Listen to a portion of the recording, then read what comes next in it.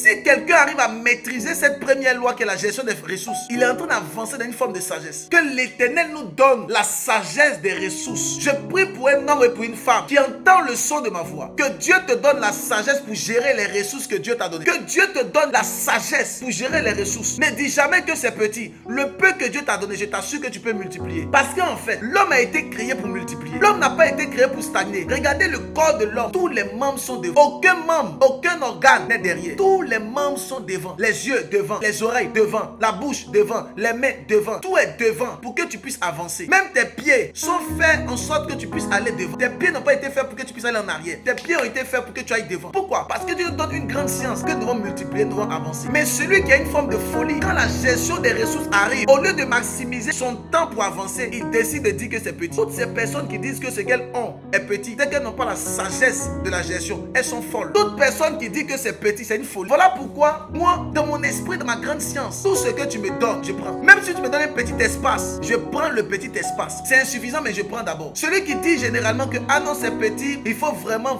que j'aie beaucoup avant de commencer. Frère, on ne commence pas avec beaucoup, on commence avec petit. Dieu ne va jamais te faire commencer avec beaucoup. Celui qui commence avec beaucoup échoue. Je vous dis la vérité. C'est la Bible qui le dit. La Bible dit clairement dans le livre de Genèse chapitre 1, à son verset 1. La terre était comment? La terre plus tard était informe et vide. Il n'y avait rien. Dieu a multiplié. Dieu lui multiplie sur zéro. Dieu, il multiplie sur la base de zéro. Maintenant, toi, tu es comme Dieu. Et tu dis que le petit que tu as là, c'est tellement petit, tu ne peux pas multiplier. Frère, Dieu multiplie sur la base de zéro. Au commencement, Dieu créa les cieux et la terre. La terre était comment? Informe et vide. Il n'y avait rien. Mais l'esprit de Dieu se mouvait au-dessus des eaux. Dieu a commencé à créer. Mais toi au moins, tu as un peu de salaire, mais tu as quelque chose. Multiplie le peu que Dieu t'a donné. Multiplie. La gestion des ressources. Ne dis jamais que ce que Dieu t'a donné, mais le peu que tu as, c'est rien. Ah non, moi, j'ai pas d'argent, mais j'ai des enfants. Les enfants que Dieu t'a donné là. Il y a une femme qui est milliardaire quelque part, elle cherche ça, il n'a pas. Non, le petit enfant que tu as là. Si tu penses que ce n'est rien, je vais te montrer des personnes qui n'ont pas d'enfants et qui sont en train de payer des milliards pour faire les chirurgies, je ne sais pas quoi, pour avoir un enfant. Toi, tu as jusqu'à 10 enfants, tu dis que tu n'as rien. C'est parce que tu n'arrives pas à gérer les 10 enfants. Si tu étais concentré sur 2 enfants, pour l'éducation et pour la gestion, tu ne serais pas pauvre aujourd'hui. Mais comme tu as ballotté les 10 enfants que Dieu t'a donné, voilà, maintenant tu es en train de pleurer. Il y a des femmes qui manquent de gestion et de connaissances. Tu n'as pas d'argent, mais Dieu t'a donné les enfants. Les enfants que Dieu t'a donné sont de l'argent. Tu dois faire des projets sur eux. Les enfants que Dieu t'a donné, tu prophétises. Celui-là, il sera architecte, il va me construire une maison. Celle-là, elle sera telle, elle va faire ça. Mais toi, tu ne prophétises même pas sur tes enfants. Tu dis non, je n'ai rien. Mais c'est une forme de folie. Comme tu veux tout de suite et que tu n'es pas prêt à investir sur la vie de quelqu'un, voilà pourquoi. Sinon, ce que tu penses que tu n'as rien, tu as beaucoup plus que beaucoup d'autres personnes. La gestion des ressources. Tu dois gérer les ressources. Les enfants que Dieu t'a donnés sont des ressources extraordinaires. Est-ce que tu es capable de gérer tes enfants? Ton enfant a 17 ans. Si tu l'avais géré depuis qu'il avait 7 ans, à 17 ans, peut-être qu'il serait invité quelque part d'autre. La maman de Didier Drogba n'a pas besoin de prier. Elle n'a même plus besoin de chercher Dieu. La maman de Didier Drogba, elle n'est pas obligée de faire des sortes de prières pour les finances. Non, son fils est déjà puissamment riche. La mère d'Emmanuel Macron n'a pas besoin de prier actuellement. Elle n'a pas besoin de prier pour les finances. Elle n'a pas besoin. Son fils l'a déjà consolé. Mais toi, tu es en train de prier encore pour les finances. Oh, tes enfants sont là. Tu n'arrives pas à gérer les ressources que Dieu t'a données. Tes enfants sont une source de bénédiction. Lorsque Marie a eu un fils qu'on appelait Jésus, Marie s'est dit en elle-même, mon fils, je vais l'éduquer. Et lisez bien la Bible. Marie suivait son fils partout. Donc, si une maman est capable de suivre son fils dans toutes les croisades, ça veut dire que la maman ne travaille pas. Elle a abandonné son travail. Elle a tout abandonné pour suivre son fils. Pas pour suivre Jésus, mais pour suivre son fils premièrement. Pour voir est-ce que son fils va bien faire le travail. Maintenant, dites-moi, pendant que Jésus va manger, Marie mange aussi ou pas? Quand les gens viennent donner les cadeaux à Jésus, Marie est là ou pas? Quand les gens acclament Jésus, Marie est là ou pas? Lorsque Jésus-Christ multiplie le pain et le poisson, Marie est là ou pas? Lorsque Jésus-Christ reçoit les éloges, Marie est là ou pas? Elle est là, elle mange aussi. Marie mange aussi. Elle a investi, elle a bien investi. Maintenant, et toi, la gestion de tes ressources. Qu'est-ce que tu en as fait? Le peu que Dieu t'a donné, tu as fait quoi? Tu as dit, Seigneur, c'est petit, il faut augmenter. Tout ce qui est grand finit par échouer. Tout ce qui est petit finit par grandir. Voilà pourquoi la Bible dit, ne méprisez pas les faibles commencements. Parce que Dieu réside dans les faibles commencements. Regardez très bien l'histoire de ce grand homme qu'on appelait Adam. Adam est né grand. Comment un homme peut naître? Il a déjà tous ses dents au complet. Adam n'a même pas séduit une femme. Adam ne sait même pas comment on cherche une femme. Adam est né, il avait déjà sa femme auprès de lui. Il est né grand. Adam n'a pas souffert dans sa vie. Quand Adam est né, il avait tous ses dents au complet. Il n'a pas connu ce que toi tu as connu avant 1 an, 2 ans, 3 ans, 4 ans. Adam ne connaît pas ça. Adam est né, il était déjà grand. Tous ses dents sont complets. Adam naît dans un château. Il y a déjà l'or, l'argent. Adam naît, il y a déjà tous les arbres fruitiers. Adam ne sait même pas travailler. Adam a déjà vu tous les fruits du jardin. Adam, dès qu'il naît, on lui donne une entreprise. On lui dit automatiquement, voilà ton entreprise, tu vas gérer ici, tu vas tout gérer ici. Les animaux là, c'est toi qui vas leur donner le nom. Chaque animal, tu lui donnes un nom. Chaque animal, tu lui donnes un nom. C'est toi ton travail. Animal.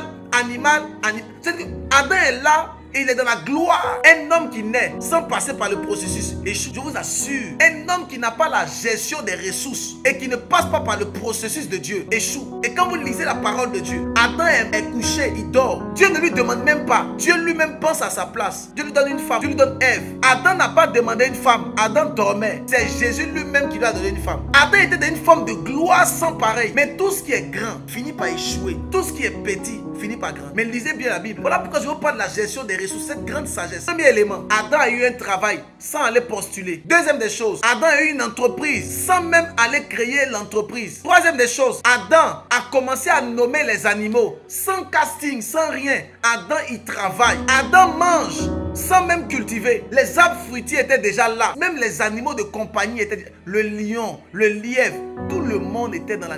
C'est que Adam, il était dans la gloire. Adam n'a pas demandé même une femme. Dieu lui a donné une femme, Ève, un prototype de lui. Ça veut dire que Dieu lui a donné sa cote. Dieu n'a même pas dit, ah non, je vais lui envoyer un singe. Il va se débrouiller avec le singe ou avec la lièvre. Dieu lui a donné sa cote. Donc Dieu a enlevé la cote de Adam. Il a fabriqué Ève. Il dit, tiens, ça c'est ta femme. Quand Adam s'est réveillé, Adam était tellement content. Il dit, celle-là, c'est l'os de mes os, la chair de ma chair. On va l'appeler femme. Mais l'une des choses que vous devez savoir, tout ce qui est grand finit par échouer. Parce que dans la gestion des ressources, Dieu veut que le petit qu'il t'a donné, tu puisses savoir multiplier. Mais quand tu n'as pas appris à multiplier, même quand tu as grand, tu vas échouer dans le grand. La preuve, Dieu a envoyé une petite épreuve auprès de Adam. Adam a échoué lamentablement. Et il n'a pas seulement échoué, il a échoué avec des critiques. La seule personne, ou encore la première personne à indexer Dieu, a commencé à parler mal à Dieu, c'était Adam. Adam a osé même se lever contre Dieu pour dire, mais attends, moi j'étais ici là, est-ce que moi je t'ai demandé une femme? Je t'ai rien demandé. C'est toi-même qui as dit que non, c'est pas bon que l'homme soit seul, je vais lui donner une femme. Moi j'ai accepté, tu m'as donné Ève. C'est Ève qui est venue prendre le fruit pour me donner. Adam a commencé à accuser Dieu. Quand tu donnes des choses à des personnes qui ne sont pas capables de gérer ces choses, ils sont capables de t'accuser plus tard. Quand tu donnes des choses, quand tu donnes des grâces à des porcs et à des chiens, ils sont capables de te mépriser. Quand tu donnes des choses importantes et excellentes à des personnes qui ne sont pas capables de gérer cette chose, ils sont capables de se retourner contre toi et de te déchirer. Ils sont capables de vilipender dans les salons. Voilà pourquoi la Bible dit on ne donne pas des choses saintes aux porcs ni aux chiens, de peur qu'ils ne se retournent contre nous, qu'ils les foulent aux pieds, qu'ils nous déchirent. Voilà pourquoi l'onction que tu portes, tu dois faire attention à qui tu transmets l'onction. De peur que l'onction que tu as transmise, qui lui permet de faire des choses excellentes, demain, il va se retourner contre toi. Le même Adam à qui ils ont tout donné dans la gestion des ressources, Adam se retourne contre son père et Adam ose dire, oh my God, Maravo Sari là-bas. Adam dit quoi? Adam dit que c'est parce que simplement tu m'as donné Ève. Voilà pourquoi j'ai échoué. Sinon, en réalité, moi j'étais calme depuis longtemps. Dans la gestion des ressources, vous devez savoir qu'il y a une sagesse, une science que vous devez développer dans la connaissance de Dieu. Et cette science nous permettra de pouvoir faire des choses surnaturelles. La gestion des ressources, cette grande sagesse de la gestion des ressources est très importante. On commence toujours petit. Même si ton église et ton ministère commence petit, c'est le bon déroulement, c'est la bonne marche. Elle doit commencer petit, c'est normal. Même s'il y a seulement 4 personnes, les 4 personnes là, c'est ceux sur qui le Seigneur est en train de bâtir. Ne dis pas que les autres ont 1000 personnes, toi tu as 4. Les 4 là, c'est ce que Dieu veut avec toi. Accepte les 4 que Dieu t'a donné. Adam a commencé grand, Adam a échoué dans le jardin d'Éden. Mais regardez l'autre Adam. On parle du deuxième Adam, du second Adam, on parle de Jésus-Christ. Le second Adam, lui pour lui, Dieu a dit non, je ne ferai pas la même erreur. Lui, il va connaître la gestion des ressources. Et la loi de la gestion des ressources, vous devez savoir qu'on commence toujours petit pour grandir. Et lorsque Jésus-Christ est né comment? Il est né petit. Jésus-Christ est né petit, comme un avorton, une faible plante. Jésus-Christ est né petit. Mais l'une des choses qui m'étonne, c'est que le Fils de Dieu, il naît dans une étable. Mais ce n'est pas seulement ça. Le Fils de Dieu n'a même pas d'hôtel où on peut l'accoucher. On dit qu'il n'y a pas d'hôtel. Les hôtels sont déjà remplis. On ne peut plus vous accueillir. Joseph et son épouse Marie se retrouvent dehors et sont obligés de mettre l'enfant, le roi des rois, le Dieu très puissant, dans une étable. Et regardez très bien, là où Dieu veut vraiment éprouver Jésus-Christ, ce n'est pas dans le désert. Dans Luc chapitre 4 et dans Matthieu chapitre 4, on parle de Jésus-Christ qui allait dans le désert, qui a été tenté par le diable. Non, ça c'est pas la grande tentation. La grande tentation que Jésus-Christ a éprouvée était également dans un jardin. De la même manière que le premier Adam a échoué dans un jardin, il fallait que le deuxième Adam puisse aller également faire une grande quête dans un jardin. Qui connaît le nom du jardin? Dans le jardin de Gethsémane, il y a une grande épreuve qui s'est manifestée dans la vie de Jésus-Christ. Mais la différence, comme Jésus-Christ est passé par le parcours et qu'il a suivi le chemin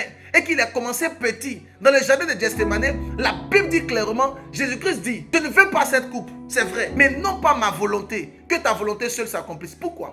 Parce que Jésus-Christ est passé par le processus. Il a commencé petit et il sait que lorsqu'on commence petit, on apprend à compter sur Dieu.